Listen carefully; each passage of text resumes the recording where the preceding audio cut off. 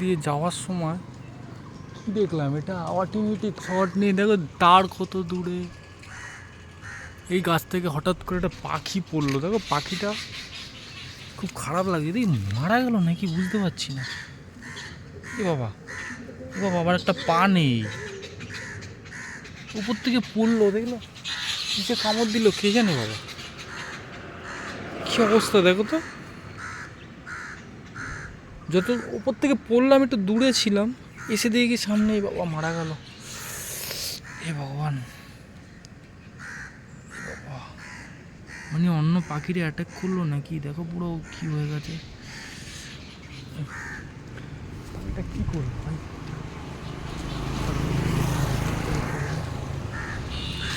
বাবা